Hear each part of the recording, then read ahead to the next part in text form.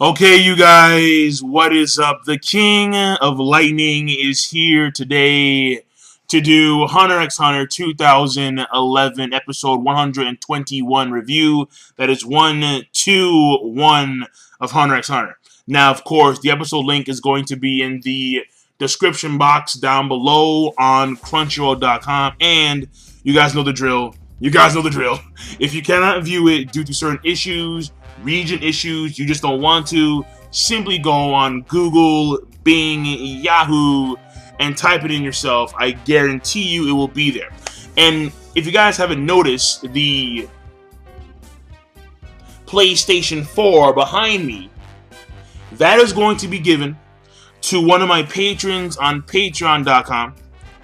And if you guys want to be a part of this and a lot of other things going on that I plan for the patrons, for the Raichus, then simply go down in the description box down below on Patreon.com and sign up. Now, I don't know what I'm going to do for my next prize, but I'll talk about that another day. So let's continue. This week's episode, well, first of all, the episode came out on Tuesday, and I was going to review it on Tuesday. However, and here I am making excuses, basically a load of crock, a little bullshit, time constraints and work, so it is what it is, and I apologize. But in this case, better late than never, because this episode, honest to God, is a wow. Now, I don't know if I should call it a review, more so a discussion, because I'm going to try and dive deeper, as deep as I can, into Yuppie and what we actually saw in this episode regarding him. But let me glaze over a few things that don't involve Yuppie. First of all, the Gon stuff. The Gon, the Pitu, the Poof stuff. Wherein which Gon freaks. I mean, ever since he has gone completely AWOL with the rage. I mean, his rage was so great where people like Neferpitu were buckling down and shaking and sweating. Whoa. Ever since then, he's had this aura around him. This aura of dominance. To the point where he can make two royal guards just stop what they're doing.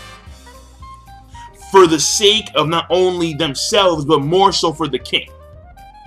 Now, of course, more so with Neferpitu, because Neferpitu, she was asked directly by the king for something to be done. And the king did so in a very humble manner, which was something completely apart from his original character. And what we saw for the first time was Pitu actually cry, and she completely submitted herself. I'm gonna say her all the time. I don't care, guy or girl, doesn't matter. She completely submitted herself to the task at hand. So that was pretty cool. And what I must point out is that even though Poof has loyalty to the king, in his case, he doesn't like Komugi, because Komugi, her existence, has altered the king in a way that Poof doesn't approve of. Where the king, who should be indomitable, the king who should have no equal in the world, is bringing himself down because A, he can't be this girl in Gungi, and B, because the king is starting to see parts of himself. He's starting to develop as an individual, trying to find out who he is as a person. Him knowing or him not knowing what his name is a big part of that. And all these things start to arise because the catalyst of all these things is Komugi. And Poof despises that. So he sees Komugi as a threat to the existence of the indomitable, all-powerful king. So obviously what he's doing right now is going to be a ploy, a means, not only to try and take out Gon, but also a means of taking out Komugi as well. So I'll leave it at that for there. Now, when it comes to Monte the Yuppie, This one right here, I think was, wow. Holy shit. All right. Yuppie. He went through a dramatic character change over the course of a few episodes. Now, this was hinted, I think, one episode ago, where in which he was talking about like doing something with his rage, where in which he had to control his rage by using a complete different emotion, an emotion on an opposite end of the spectrum. And what you need to realize here, what's very important to know, is that at the end of this episode, his character development seems to go in the complete opposite direction of P2's, where in which P2, because of her interaction with the king, she seemed to gain more loyalty. She seemed to be more humble, more subservient to the king, where in which we have Yuppie. He's going in the completely opposite direction, where in which his character change leads him to not kill Knuckle, Morel, and Meliron, where in which that would be the best option for the king. Because I want to call it confidence, or I want ego, maybe something along those lines that he actually attained, where in which he's doing something for himself. He's doing something for himself and only for himself. By not killing Knuckle, by not killing Morel, by not killing Meliron, he is doing something for himself and only for himself. And what's so intriguing about that is he is a Chimera Ant. And the Chimera Ants themselves, from a fundamental standpoint, they are born for the sake of their kings and queens. The royal guard for the king, and the squadron leaders and below for the queen. They are born for that purpose. But I guess over this short amount of time since they've grown, I mean, ever since the Chimera Ant Queen came in there and she started to breed and she started to consume humans and other creatures, she probably attained a lot of the DNA, because normally they get all the good stuff when it comes to DNA. But there are some things that I'm pretty sure couldn't be filtered out when it comes to certain emotions, when it comes to certain desires. And we see that in the Yuppie's case, even though fundamentally he's a Chimera Ant, because he is the culmination of not just humans, but more so than anything else, magical beasts, he has taken his own desires, and for this short time frame, his desires, his respect for the hunters who were the catalyst of his own change, led him to take his own desires and put it over his duty to serve the king. And that transition is extremely fascinating, how that went about. Because Yuppie, think about it, Yuppie started off this arc as a monster of rage, as a monster of pure rage, and his only mission was to protect the king, to find the king. Where's the king? Where's the king? I need to find the king. I need to see the king. I need to go to where the king is. It was all about the king. To the point where he even saw Shoot's body. Well, not body, but he saw Shoot lying on the ground. And Shoot, who was crawling over. And he was, of course, doing this. He was on his last legs, literally. And Yuppie walked away from that with the mindset of, these guys are trash, these guys are scum, these guys are nothing, they're flies. And I shouldn't be concerned about them, I need to focus on the king. But at the end of the episode, at the end of this episode, at the end of Yuppie's transition as a character, what we see is a very similar scenario, but in a completely different mindset. In a drastically different mindset, where in which, instead of seeing the hunters as flies, as trash, even though power-wise, he is far more powerful now than he was back then. And when it comes to their efforts only succeeded in making him stronger. The thing here, though, is that he only gained respect. He only gained respect for these hunters. So when he walks away now, he's not walking away because he thinks that these guys are trash. He feels that they are just, meaningless. He even says as he walks away, you guys can come back at me at any given point in time. Nothing is going to change, but you guys are amazing. That's for sure.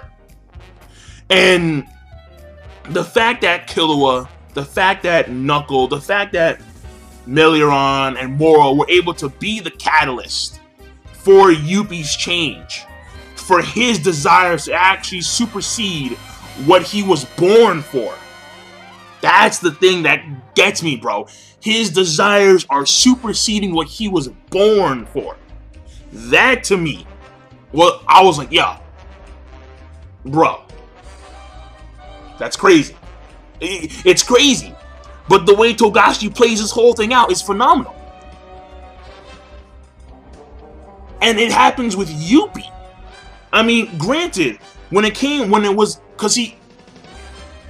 reason why it's more so fascinating with Yuppie is because when it comes to Poof, when it comes to Pitou, they are more so, when it comes to Chimera Ants, they're more so human than anything else. Because, I mean, they're to the point where they can't even, signal each other. Think about it. The Royal Guard cannot do what the squad leaders can do.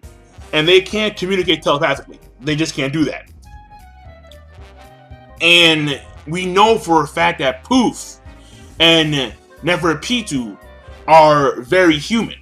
Their genetic makeup is a lot of human DNA. But the reason why it's more so fascinating with Yuppie when it comes to his character change is because his foundation is Magical Beast. And you have to consider the fact that the Chimera Ants themselves are Magical Beast. And it hints at a notion that Magical Beasts themselves, when it comes to an evolution rate standpoint, when it comes to an intellectual rate standpoint, they are probably superior than humans on these two aspects alone. Because you have to consider the fact that when it comes to Nen growth, when it comes to emotional development, when it comes to character development, when it comes to these aspects, they grow at a rate far faster than any human can. That's obvious. That's obvious, and it is clear as day. So it makes you really wonder, so are humans truly the superior species? I mean, when you consider the fact that there are humans who have trained for dozens of years, like Zeno, like Silva, like Chairman Netero, like Kite, who are considered masters of Nen, who have honed the craft as well as possible. They themselves can be superseded by a magical beast species in a matter of months.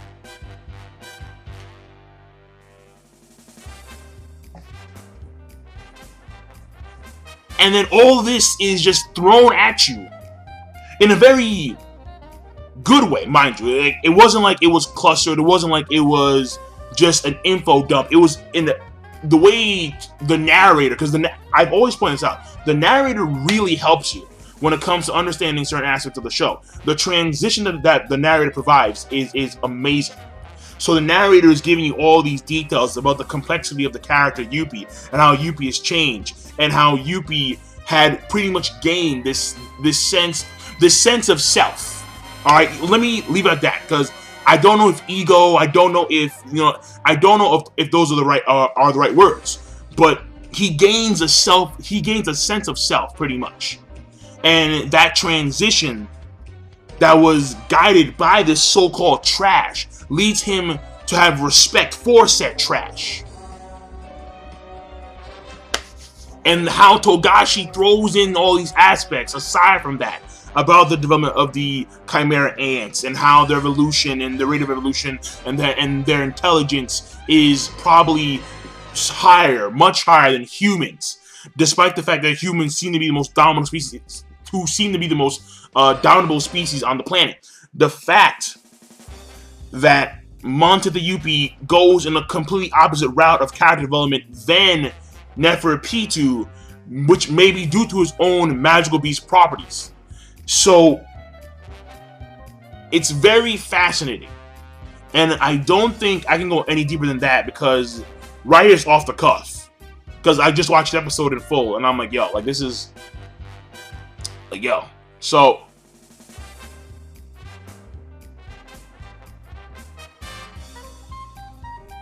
yeah, because it was funny because when I was watching the episode on Tuesday, I didn't get like a grasp of this kind of stuff, and my review may have my review. I'll be very honest. If I did the review on Tuesday, it may have been, and probably would have been more half-hearted than it would have been today, because today when I watched it again, that's when I actually got like a full grasp, or at least I think I got a full grasp of Monte the Yuppie and his transition as a character, his transition.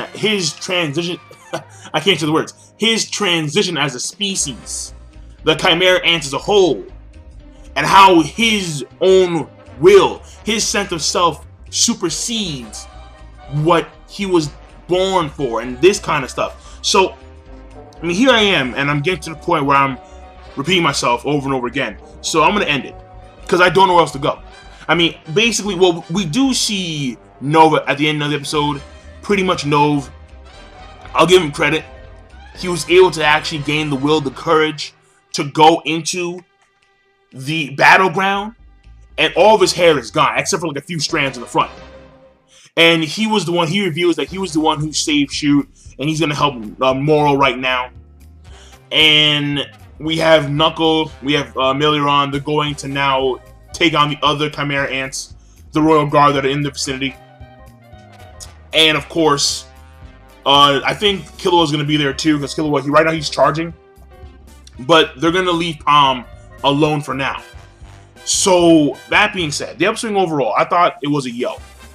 I probably would have given this rating like a great or a good on Tuesday. But given that I went deeper than I normally, well, no, not normally, because I used to go really deep. But because, hey man, you could take that in a lot of ways. But hey, I used to go really deep when it came to some of my reviews, and I kind of noticed, and here's me just talking first. Let me just say like a few things, and I'm gonna call it a day. I noticed how I used to go like very, very deep when it came to my reviews, like my discussions. I'd always try and go deeper and deeper and deeper, just to try and find the nooks and crannies about, you know, things that I found out. I would come in the middle of videos, like mid-epiphany. And because I review so many episodes, because I review so many series,